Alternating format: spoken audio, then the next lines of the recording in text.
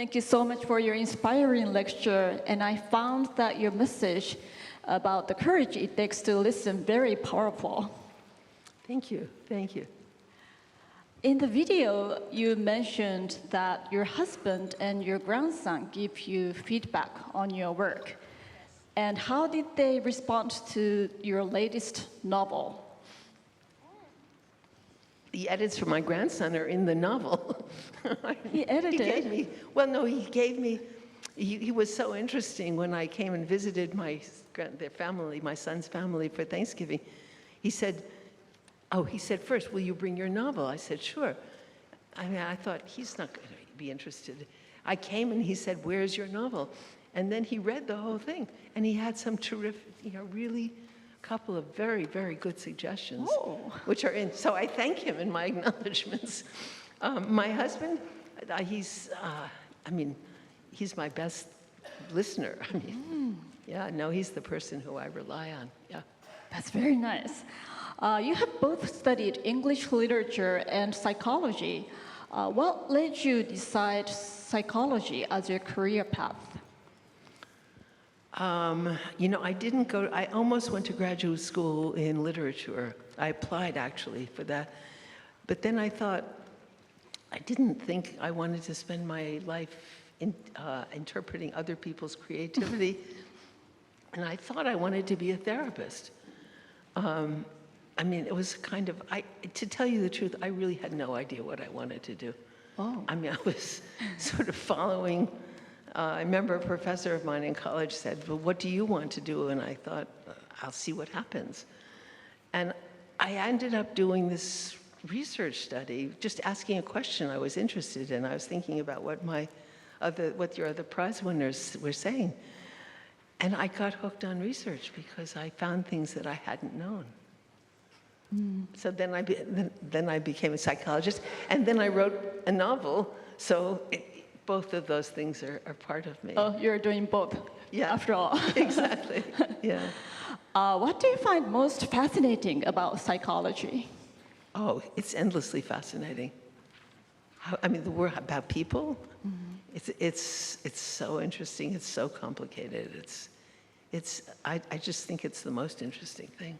Most interesting? I do think so, yes. Oh, complicated. Yeah, but I think, novel is also a very good psychologist. I've learned a lot of psychology by reading novels. Oh, I see. So because you observe the human world. You have to. If you write a novel, you have to ask yourself what would motivate a person to do something. Right? Oh, I see. So those two fields are kind of overlapped. To me, they're completely overlapped. And when I teach psychology, I always teach literature.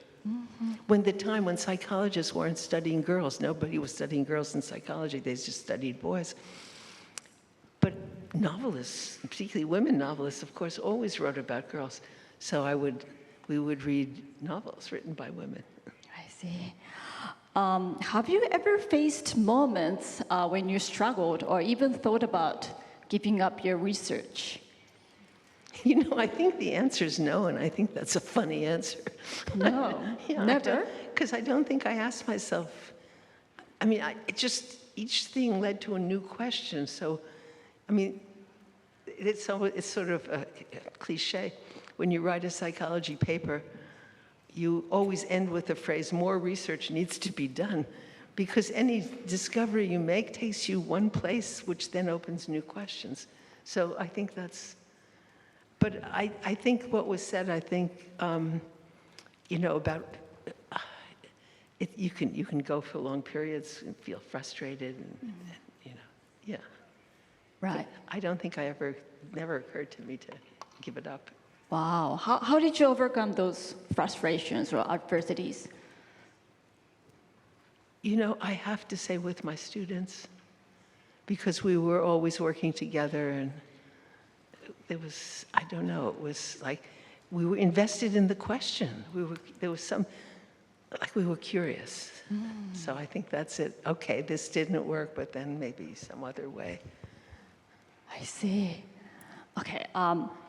During your university and graduate school years in the 1960s and 70s, the U.S. experienced active countercultural movements such as anti-war protests. And are there any unforgettable moments from that period? You know, there really was an incredibly unforgettable, because today students can't conceive that this could happen. In the US in 1970, in Kent State, Ohio, some students were protesting the Vietnam War, and the National Guard shot them and killed some of them. Oh. And it was so shocking that Harvard University said, we can't continue as usual. So they called off final exams and there was no graduation. And they said, we have to stop and ask questions, what's going on in our country? I think that's amazing to me that happened then. Did these experiences ever influence or inspire your research in any way?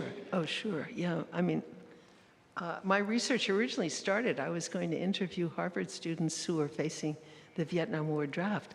I was interested in how people, I said this in my talk, like, not how you think about an abstract moral problem, what would you do if you were in a lifeboat, or, you know, how many people have been in a lifeboat? I don't know. But these students who were against the war, many of them, and when they were seniors and they were facing the draft, would they go into the army or would they go to prison or to Canada? And then President Nixon ended the draft, that was 73, and the Supreme Court legalized abortion, that was 73. So I thought, okay, here's another situation where people come and make a decision. So, but I think the fact that I did my research at a time when moral questions about choice and identity, who am I and what am I going to do in my life, were just so in the air, influenced my research.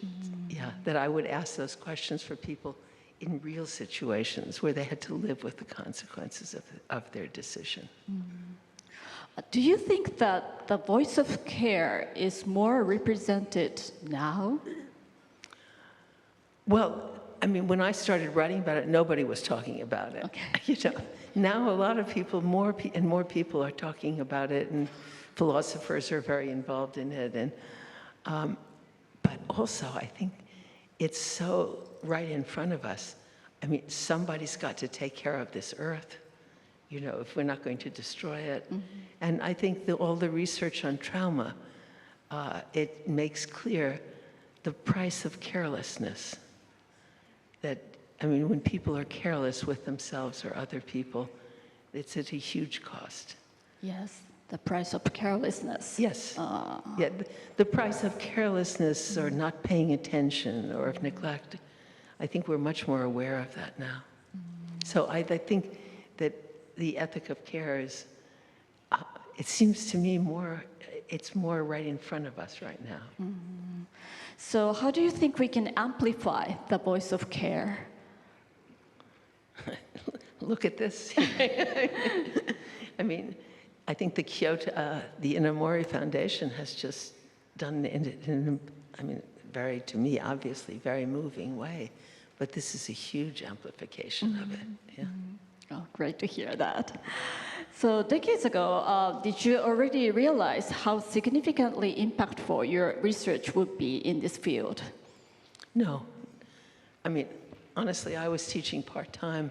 I was doing this, what I thought just me and a group of graduate students, a very small study, because I was interested. I was just trying to make sense of but I do remember when I first wrote this, I talked about, it was a year I was stayed home because we had moved from one suburb of Boston to another. My children were in new schools, you know, that kind.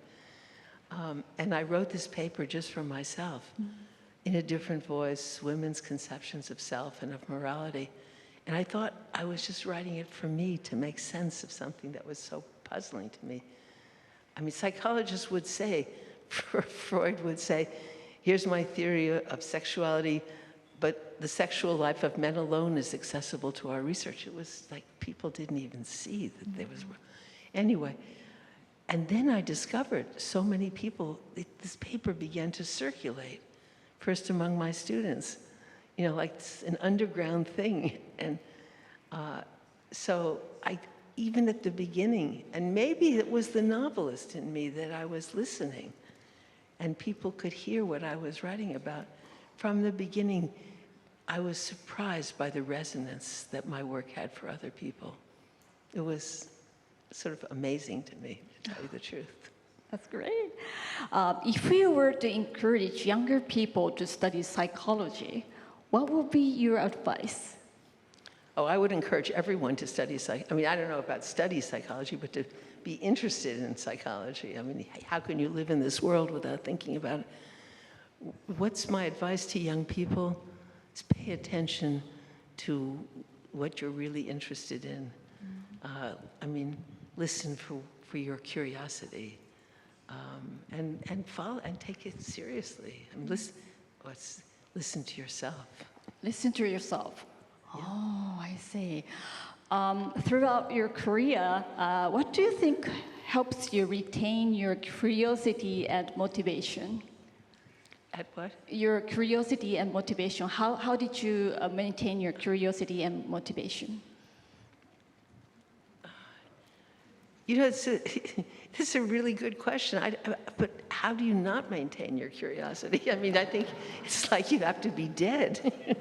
Really? Yeah, I think so. I mean, it's like, do you ever hang around with little children? They, you know, why do we have to go to bed at night? Why is the sky this? Why? It's like we are curious people. Mm-hmm. So it's almost, with my students sometimes, I think that they suffer from education that teaches them not to pay attention to their curiosity. So I teach a class on listening, and we start with, the students have to ask a real question, meaning they have to tap into their curiosity. And it's always there, but sometimes it's harder to reach it than you think. Because they know what are good questions and what are important questions. But what's something you don't know that you really want to know? And I also think that when I was teaching at Harvard, when I was teaching very part-time, I had young children, and I had the privilege of working with very inspiring people. There's like Eric Erickson, Lawrence Goldberg. I noticed that often the really inspiring work came because it was connected to a person's real curiosity. So it's always there. Oh yeah, it's always there, maybe hidden. Okay, thank you so much for your interview. Thank you very much. Thank you. Thank you. Thank you.